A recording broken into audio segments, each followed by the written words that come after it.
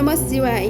नमस्कार दोस्तों, आप सभी का स्वागत है हमारे यूट्यूब चैनल पावरफुल हिंदू धर्म में। आज हम आप सभी को आषाढ़ अमावस्या कब है, इसकी शुभ मुहूर्त, पूजा विधि, महत्व, कथा और पीपल वृक्ष और दीप जलाने के उपाय के बारे में आप सभी को बताएंगे।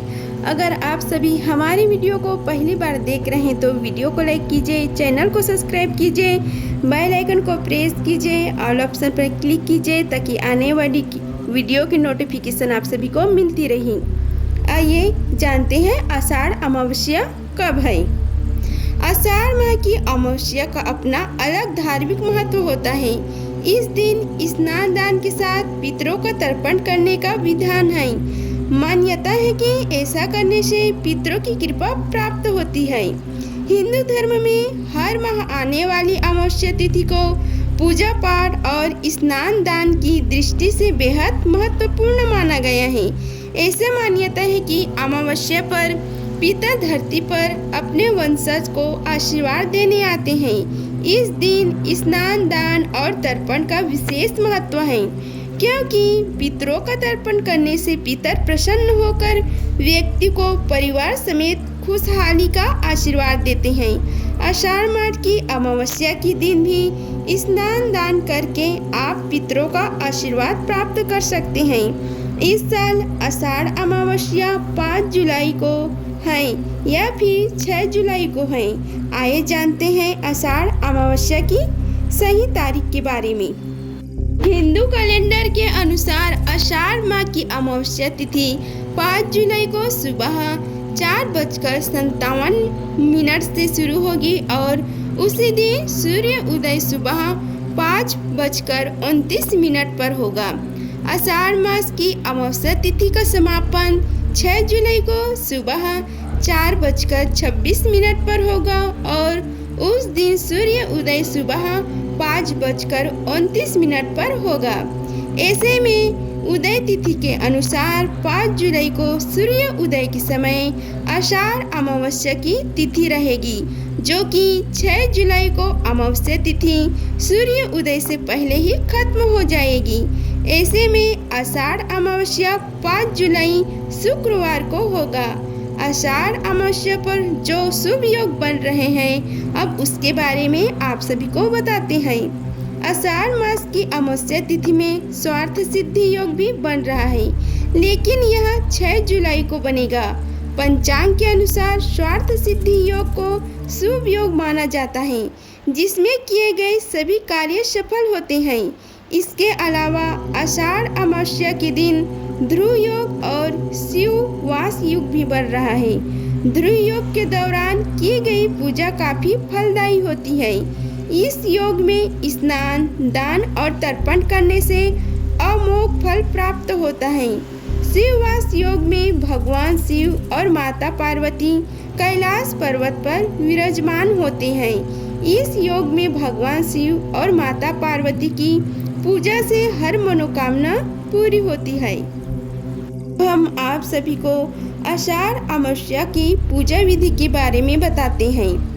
आषाढ़ अमावस्या के दिन सुबह गंगा स्नान करें या गंगा जल युक्त जल से स्नान करें। उसके बाद भगवान सूर्य को जल अर्पित करें और भगवान विष्णु का ध्यान लगाएं। इस दिन 1 लोटा जल लें और उसमें तिल फूल डालकर पितरों को अर्पित करें। इसके साथ मंत्रों का जाप करें और पितृ चालीसा का पाठ भी करें। हम आप सभी को अमावस्या पर की जाने वाले उपाय के बारे में बताते हैं। आषाढ़ अमावस्या के दिन किसी भी पवित्र नदी में स्नान करें। उसके बाद अपनी क्षमता के अनुसार अन्न, वस्त्र, फल और किसी भी एक पात्र का दान जरूर करें। ऐसा करने से पूर्ण लाभ होता है और सुख व समृद्धि में बढ़ोतरी होती है। आषाढ़ अमावस्या के दिन सुबह स्नान करने के बाद पितरों को याद करें, फिर कुशा से उनको जल, काले तिल, सफेद फूल आदि से तर्पण देना चाहिए। तर्पण देने से पितर प्रसन्न होकर अपने वंशजों को आशीर्वाद देते हैं। ऐसा करने से इससे धन दौलत सुख व समृद्धि में वृद्धि होती है। अगर आप आषाढ़ अमावस्या पर अपने पितरों को कष्टों से मुक्ति दिलाना चाहते हैं तो आषाढ़ अमावस्या के दिन शाम के समय दीपदान जरूर करें। इसके अलावा घर में सुख समृद्धि बनाए रखने के लिए पीपल के पेड़ के नीचे सरसों तेल का दीपक जलाएं। हिंदू धर्म में हर साल आषाढ़ अमावस्या का पर्व बड़े ही उत्साह के साथ मनाया जाता है। आषाढ़ अमावस्या पर पितरों की शांति के लिए दीपदान करने का बहुत महत्व है। इस दिन शाम के समय अगर कोई दीपदान करता है तो उसके पूर्वजों को शांति मिलती है और मोक्ष की प्राप्ति होती है। इस दिन दीपदान करने से लोगों को अकाल मृत्यु का भय भी नहीं सताता। आषाढ़ अमावस्या के दिन शाम के समय दीपदान करने से लोगों को संयम, आत्मबल और आत्मविश्वास प्राप्त होता है। इस अमावस्या पर तेल का दीपक जलाने से लोगों को शनि के दोषों से मुक्ति मिलती है। के अलावा इस दिन पितरों की शांति और उनको मुक्ति दिलाने के लिए निमित्त तर्पण करना चाहिए। इससे उन्हें जल्द ही मोक्ष मिल जाता है और साथ ही उनका आशीर्वाद प्राप्त होता है। अगर आप पितृदोष करना चाहते हैं तो इस उपाय को अवश्य करिए।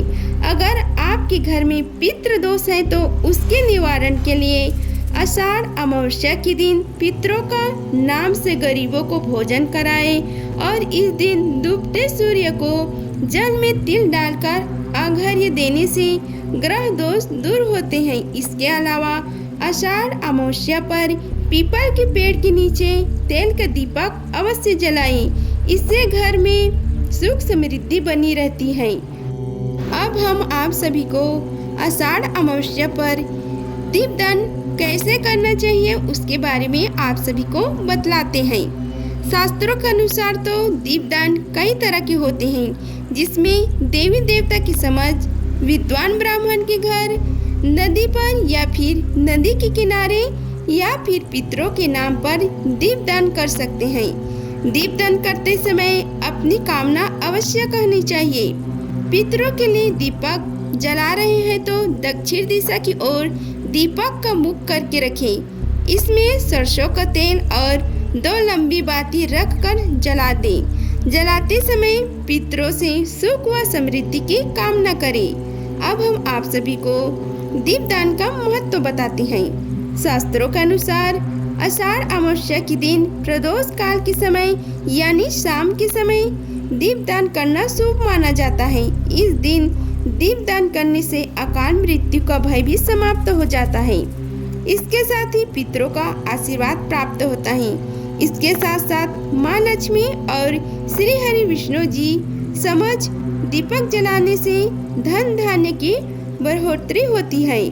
इसके अलावा हर तरह की बलाओं, गृह क्लेश, रोग, दोष आदि से छुटकारा मिलता है। अब हम आप सभी को अमावस्या की कथा के बारे में बताते हैं। आइए रसपान कीजिए कथा का। धर्मवर्ण नाम का एक कथा के अनुसार एक बार उसने किसी महात्मा की मुख से सुना कि कलयुग में तो भगवान विष्णु के नाम का स्मरण करने से ज्यादा पुण्य किसी भी काम में नहीं मिलता है। इसके बाद धर्मवर्ण ने संसारिक जीवन छोड़ दिया और संन्यास लेकर भ्रमण करने लगा। एक दिन घूमते हुए वे पितृलोक पहुंच गए। वहां उनके पितर बहुत कष्ट में थे। पितरों ने बताया कि ऐसी हालत तुम्हारे संन्यास के कारण हुई है, क्योंकि उनके लिए पिंड दान करने वाला कोई नहीं है। पितरों ने उस ब्राह्मण से कहा कि अगर तुम वापस जाकर गृहस्थ जीवन की शुरुआत करो, संतान उत्पन्न करो और साथ ही आषाढ़ अमावस्या के दिन विधि विधान से पिंड दान करो और शाम के समय दीप दान करो तो उन्हें शांति मिल सकती है। इसके बाद धर्मवर्ण ने उन्हें वचन दिया कि वह उनकी यह इच्छा जरूर पूरी करेंगे। इसके बाद उन्होंने सन्यासी जीवन छोड़कर फिर से संसारिक जीवन अपनाया और आषाढ़ अमावस्या पर विधि विधान से पिंडदान और दीपदान कर अपने पितरों को मुक्ति दिलाई। वास्तु शास्त्र को दूर कैसे करें इसके बारे में आप सभी को बतलाते हैं। वस्तु दोष को दूर करने के लिए मुख्य द्वार के आसपास हमेशा सफाई रखें तथा श्री गणेश जी की मूर्ति लगाएं। घर का मेन गेट हमेशा साफ रखें। अगर संभव हो तो प्रवेश द्वार पर लकड़ी की थोड़ी ऊंची दहलीज जरूर बनवाएं। मेन गेट पर श्री गणेश जी की मूर्ति या तस्वीर या स्टिकर आदि लगाए जा सकते हैं। दरवाजे के ठीक सामने फूलों की सुंदर फोटो लगाएं। काले तिल, काला कंबल या कपड़े, उड़द की दाल किसी जरूरतमंद को दान करें। पीपल के पेड़ पर जल चढ़ाकर 7 बार परिक्रमा करें और घी का दीपक जलाएं। इस दिन कम से कम 108 बार सरी मंत्र का जाप करना चाहिए। मंत्र है ओम प्राम प्रीम प्रौम सह शनिचराय नमः। पितृ दोष के उपाय के बारे में आप सभी को बतलाते हैं। अगर पितृ नाराज हो जाए तो परिवार पर संकटों का पहाड़ टूटने लगता है। छोटे से छोटे कामों में भी रुकावट पैदा होने लगती है। इसलिए अपने पितरों का आशीर्वाद पाना चाहते हैं या पितृ दोष से मुक्ति पाना चाहते हैं तो आषाढ़ मास की अमावस्या के दिन पितृ कवच का पाठ करें। इस पाठ के साथ पितृ स्तोत्र या पितृ सूक्तम का भी पाठ कर सकते हैं, जिससे पितरों का आशीर्वाद मिलेगा, साथ ही पितृ दोष भी दूर होगा। अब हम आप सभी को आषाढ़ अमावस्या पर की जाने वाली शिव पूजा के बारे में बताते हैं। आषाढ़ अमावस्या के दिन भोलेनाथ की आराधना करने से शनि देव के बुरे प्रभाव को कम कर सकते हैं। इस दिन भगवान शिव की आराधना करने से और पंच अमृत से जल अभिषेक करने से विशेष फल की प्राप्ति होती है। वहीं शनि के 7.5 का बुरा प्रभाव कम करने, पितृदोष और सर्प दोष से मुक्ति पाने के लिए शिवलिंग पर बेलपत्र, गंगा जल, कच्चा दूध चढ़ाएं और शिव चालीसा का पाठ करें। इससे परिवार में सुख शांति का माहौल बना रहता है। अगर आप सभी को हमारी वीडियो पसंद आई होगी तो वीडियो को लाइक कीजिए, चैनल को सब्सक्राइब कीजिए और कमेंट बॉक्स में ओम नमः शिवाय लिखें। धन्यवाद। मिलते हैं अगले वीडियो में। तब तक के लिए हर हर महादेव।